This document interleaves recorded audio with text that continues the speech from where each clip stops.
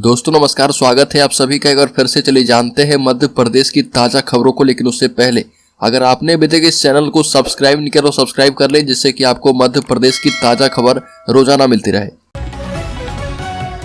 सबसे पहली खबर की बात करें तो नई सरकार को लेना होगा 13,000 करोड़ के कर्ज का चार्ज। पहली कैबिनेट की नई शर्त, चुनाव के परिणाम आने के बाद जिस भी दल की सरकार बनेगी उसे पहली कैबिनेट बैठक में 13,000 करोड़ के कर्ज को टेक ओवर करने का फैसला लेना होगा। यह कर्ज ऊर्जा से जुड़ी उदय योजना का है। इसे 2022 से पहले ही टेक ओवर करना था, लेकिन राज्य सरकार और ऊर्जा विभाग इस पर कोई फैसला नहीं ले पाया था।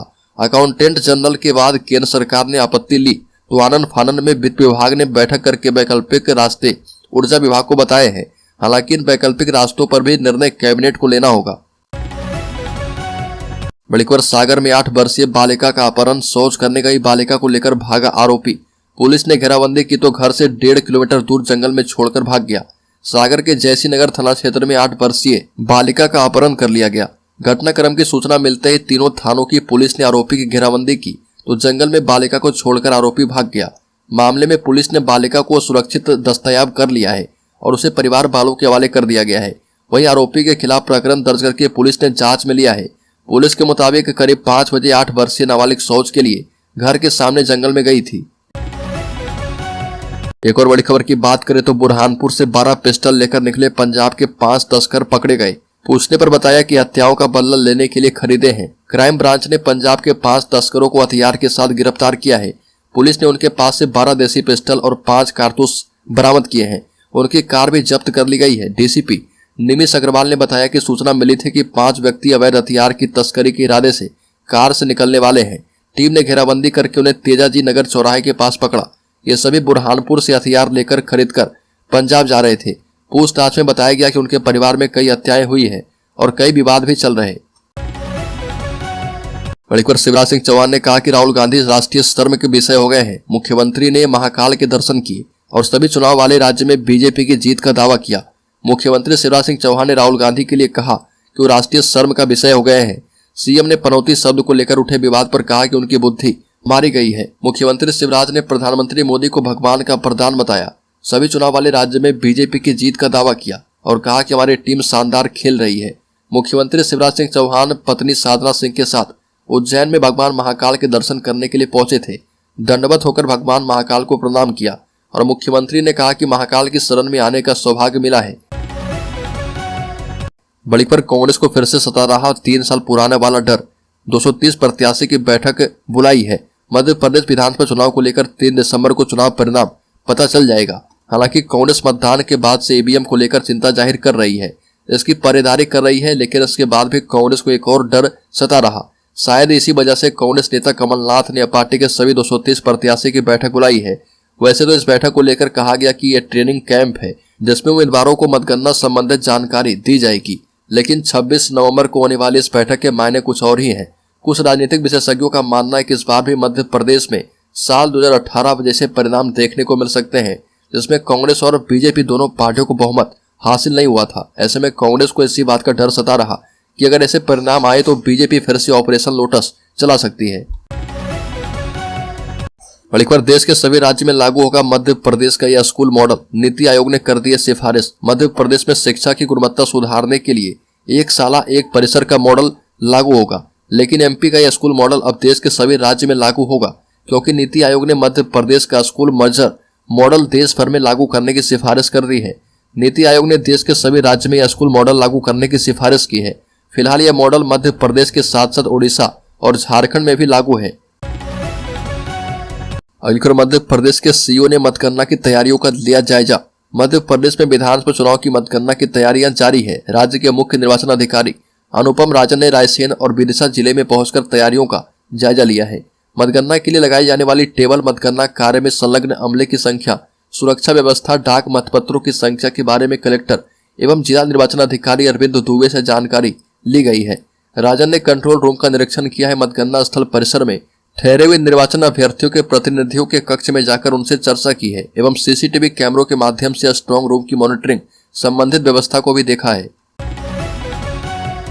अगली खबर, फसल बचाने के लिए लगाया गया था करंट का जाल, बाघ की हुई मौत। बता दें कि मध्य प्रदेश के शहडोल जिले के जैतपुर रेंज में एक बाघ की मौत हो गई। यहाँ पर कुछ लोगों ने जंगली सुअर से अपनी फसलों के बचाव के लिए खेत में करंट लगाया था। इस घटना के बाद 11 ग्रामीणों को वन विभाग ने अरेस्ट कर लिया है। वन विभाग की टीम ने करंट लगाने की सामग्री सहित बाघ के अवशेष को बरामद कर लिया है।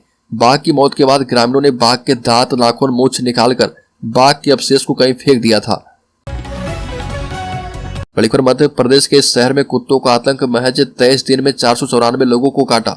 मध्य प्रदेश के ग्वालियर जिले में इन दिनों कुत्तों का आतंक है। हालत ये हो चुका है कि रोजाना कई लोग अपने जख्म लेकर अस्पताल पहुंच रहे। आपको जानकर हैरानी होगी कि यह किसी लड़ाई झगड़े या चोट के निशान नहीं है, बल्कि शहर में घूम रहे आवारा कुत्तों के काटने से घायल हुए लोग हैं। शहर में आवारा कुत्तों का आतंक बहुत बढ़ गया है। इस बात का अंदाजा इसी से लगाया जा सकता है कि महज 23 दिनों में 494 केस अब तक जिला अस्पताल में इलाज के लिए पहुंच चुके हैं। बल्कि मध्य प्रदेश में कौन बनेगा मुख्यमंत्री? बता दें कि नई सरकार में मुख्यमंत्री के कई चेहरे हैं, जिसमें शिवराज सिंह चौहान और नरेंद्र सिंह तोमर और प्रहलाद पटेल का नाम भी शामिल है। साथ ही बीजेपी में जो चौथा नाम है वो कैलाश विजयवर्गीय का नाम भी शामिल हो रहा है।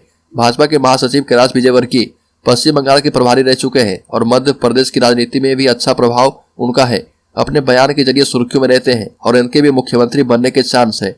मोदी के कैबिनेट में अहम पद पर बने नरेंद्र सिंह तोमर इस बार मुख्यमंत्री पद के भी बड़े दावेदार माने जा रहे हैं। मोदी अमित शाह के करीबी होने और मध्य प्रदेश में चुनाव प्रबंधन जैसी अहम जिम्मेदारी नरेंद्र सिंह तोमर के पास थी। अगली खबर, फलौदी के सट्टा बाजार में इस पार्टी का बढ़ा रेट, ताजा भाव ने उड़ा दी है बीजेपी कांग्रेस की नींद। मध्य प्रदेश के सट्टा बाजार में कई सटीक आकलन किए जा रहे हैं। सटोरियों के मुताबिक एमपी में भाजपा और कांग्रेस के बीच में नजदीकी मुकाबला है। दोनों को लगभग बराबर सीटें मिल सकती है। एमपी में भाजपा सरकार बनाने का 1 रुपया और कांग्रेस की सरकार बनाने का भाव 1.5 रुपया चल रहा और 80% यह संभावना है कि भारतीय जनता पार्टी के द्वारा सरकार बनाई जा सकती है। बीजेपी की एमपी में 112 से 117 सीटें आ सकती है और कांग्रेस की 105 सीटें आ सकती है। भारतीय जनता पार्टी पहले के मुकाबले मजबूत हुई है और इस नए आंकड़े ने न केवल कांग्रेस नेताओं की नींद उड़ा दी है, बल्कि भारतीय जनता पार्टी के नेता भी टेंशन में आ गए हैं। बड़ी खबर, पथरिया की विधायक रामाबाई का वीडियो सोशल मीडिया पर वायरल हुआ, जिसमें वो कहते हुए दिख रही है कि किसी की भी सरकार हम लोगों के समर्थन के बगैर नहीं बनेगी। रामाबाई ने कहा कि हमारी सरकार मंचों से झूठे वादे नहीं करती, हमारी सरकार अपने वाद के लिए वचनबद्ध है। हमारी पार्टी ने बहुत इतिहास बदले हैं। पथरिया विधायक रामाबाई को विधानसभा चुनाव 2023 में पथरिया से बसपा ने दोबारा प्रत्याशी बनाया है। अपना प्रत्याशी रामाबाई के बयान का वीडियो सोशल मीडिया पर जमकर वायरल हो रहा। अगली खबर, अब राज्य में इलेक्ट्रिक व्हीकल से किया जाएगा कचरा का संग्रहण, डीजल और सीएनजी वाहन किए जाएंगे बंद, करोड़ों की होगी बचत। मध्य प्रदेश में नगरीय निकाय के द्वारा कचरा एकत्रित करने के लिए घर घर डीजल और सीएनजी के वाहन चलाए जा रहे हैं, ताकि घरों का वेस्ट मटेरियल लोग उस गाड़ी में डाल पाए और गंदगी ना फैलाएं। जैसा कि हम सभी जानते हैं कि स्वच्छता के मामले में मध्य प्रदेश का इंदौर शहर सबसे आगे है। इंदौर में हर गली गली में कचरा गाड़ी जाती है। बड़ी खबर, रिटायर्ड IAS लक्ष्मी नारायण ने राम मंदिर को सौंपी जिंदगी भर की कमाई, रामलला को दान किए 5 करोड़ रुपए। मध्य प्रदेश कैडर के 1970 बैच के रिटायर्ड IAS अधिकारी एस लक्ष्मी नारायण ने अपनी पूरी जिंदगी की कमाई रामलला को सौंप दी है। इसके लिए उन्होंने श्री राम जन्मभूमि तीर्थ क्षेत्र ट्रस्ट के महासचिव चंपत राय से इजाजत ली थी। बता दें कि मिली जानकारी के मुताबिक एस लक्ष्मी नारायण केंद्र सरकार में गृह सचिव रहे हैं। पूर्व IAS मूर्ति के सामने 5 करोड़ रुपए से तैयार 151 किलो की रामचरितमानस स्थापित की जाएगी। 10,902 पदों वाले इस महाकाव्य का हर पन्ना तांबे का होगा, जिन्हें 24 कैरेट सोने में डुबोया जाएगा। राजधानी भोपाल के 20 से ज्यादा इलाके में बिजली संकट, करना पड़ेगा परेशानी का सामना। राजधानी भोपाल के 20 से ज्यादा इलाके के लोगों को बिजली की समस्या का सामना करना होगा, क्योंकि इन इलाकों में 3 से 6 घंटे तक बिजली कटौती की जाएगी। इसके चलते सप्लाई बंद रखी जाएगी। बता दें कि ऐसे में लोग जरूरी काम पहले से निपटा लें। विदिशा जिले में समर्थन मूल्य पर धान खरीदी 1 दिसंबर से। बता दें कि विदिशा जिले में समर्थन मूल्य पर जिले के 2 उपार्जन केंद्रों पर धान खरीदी कार्य 1 दिसंबर से शुरू होकर 24 जनवरी 2024 तक जारी रहेगी। कलेक्टर श्री उमाशंकर भार्गव के द्वारा जिले में समर्थन मूल्य पर धान उपार्जन का कार्य व्यवस्थित निर्विघ्न रूप से संपन्न हो, इसके लिए आवश्यक दिशा निर्देश जारी किए गए हैं। विदिशा जिले में 1 दिसंबर से धान उपार्जन का कार्य आरंभ होगा। जिले के 2 उपार्जन केंद्रों पर खरीदी कार्य 19 जनवरी 2024 तक किया जाएगा। धान उपार्जन हेतु पंजीकृत किसानों के द्वारा विक्रय हेतु स्लॉट बुकिंग का कार्य जो है शुरू होगा। राज्य में यूरिया केमिकल से बना सिंथेटिक दूध बेचने वालों पर लगेगी रासुका। बता दें कि श्योपुर के जिलाधीश संजय कुमार के द्वारा खाद्य पदार्थों में मिलावट रोकने के लिए शुरू किए गए अभियान के तहत कलेक्ट्रेट सभाकक्ष में शहर के डेयरी संचालकों की बैठक आयोजित की गई, जिसमें सख्ती से कहा गया कि यूरिया केमिकल से बना सिंथेटिक दूध का व्यापार करने वालों पर राष्ट्रीय सुरक्षा कानून एनएसए के तहत कार्रवाई की जाएगी और डेयरी संचालकों से अपील की गई है कि मिलावट युक्त दूध और अन्य डेयरी उत्पाद की बिक्री रोकने में प्रशासन का सहयोग करें। जिलाधीश संजय कुमार ने कहा कि अपना व्यापार शुद्धता के साथ करें, अधिक पैसे के लालच में लोगों के स्वास्थ्य के साथ खिलवाड़ नहीं करें।